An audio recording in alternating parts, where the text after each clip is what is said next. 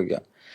एक real incident बताता हूँ आपको प्राइवेट फोटो क्लिक करने का बता रहा हूँ कि कैसे आप एक बहुत बड़े ट्रैप में फंस सकते हो अपने फोन में भी। अगर आप सिर्फ अगर क्लिक कर लिया और गैलरी में कर लिया और गैलरी में भी है तो, क्योंकि आप कभी सोचते नहीं हो इन चीजों के बारे में। हुआ क्या कि एक ना कपल था, वो हनीमून पे स्विट्जरलैंड गया हुआ था और उनका ना फोन कैसे वहां खराब हो गया।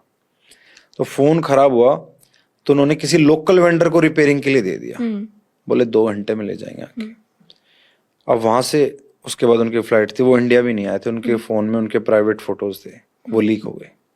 और ऐसे में कितनी बारी लीक हो जाता है और इंसान को पता भी नहीं लगता कि ये फोटो कहाँ चली गई शायद मेरी।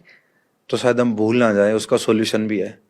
अगर आपकी प्राइवेट फोटो कभी लीक हो जाए तो आप एक वेबसाइट है ncii.org.in, इस पर जाइए, अपना केस क्रिएट कीजिए, अपनी वो फोटो डालिए जो लीक हो रखी है और 48 आवर्स तक आपकी सभी सोशल मीडिया प्लेटफॉर्म से फोटोज हट जाती है। उसके अलावा लीगल आपका ये है कि आप cybercrime.gov.in की वेबसाइट पे जाइए, वहां जाकर भी आप अपनी कंप्लेंट कर सकते हैं। वुमेन के लिए एक बहुत अच्छा ऑप्शन है वो, women anonymous, complaint there without revealing your name. Okay, ऐसा है ना, which is a very good option because बहुत लड़कियों को वो झिझक महसूस होती है। बिकॉज कभी कभी क्या होता है, आपने किसी को, जैसे उस लड़की ने उस लड़के को भेज दिया। पहले तो मैं तो समझती हूँ कि अगर आप जान पहचान भी रखते हो किसी से, जैसे आप मिले हुए हो, उसको भी नहीं भेजनी चाहिए। बिकॉज कौन कब चेंज हो जाता है किसी का कोई भरोसा नहीं है।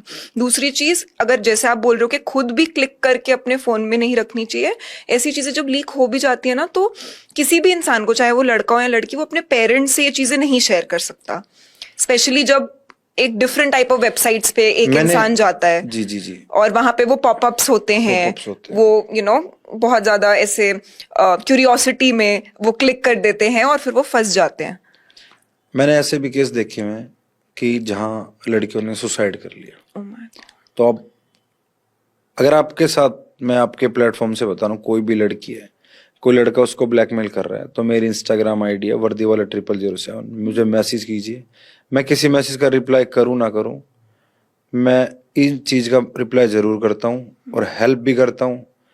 मुझे जैसे काउंटिंग तो मेरे को याद नहीं है, अराउंड 1000 या 2000 लड़कियों को मैं ऐसे ट्रैप से निकाल चुका हूँ।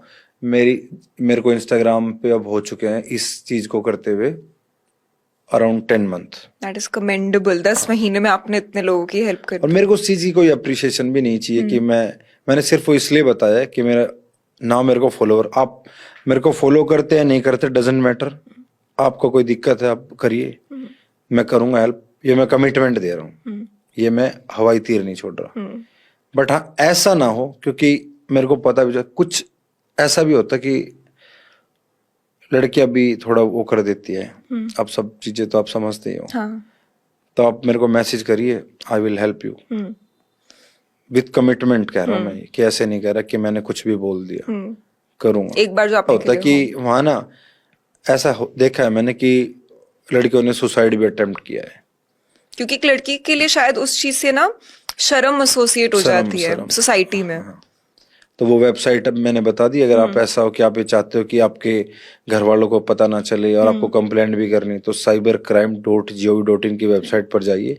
वुमेन एनोनिमस, मतलब without revealing your identity, you can complaint there, but for that you have to keep some evidence. आप कुछ एविडेंस वहां अपलोड कीजिए, चाहे वो स्क्रीनशॉट हो या जो, there will be action within 24 और 48 आवर्स। और ये सारी चीजें हम नीचे मेंशन कर देंगे अपने एपिसोड में।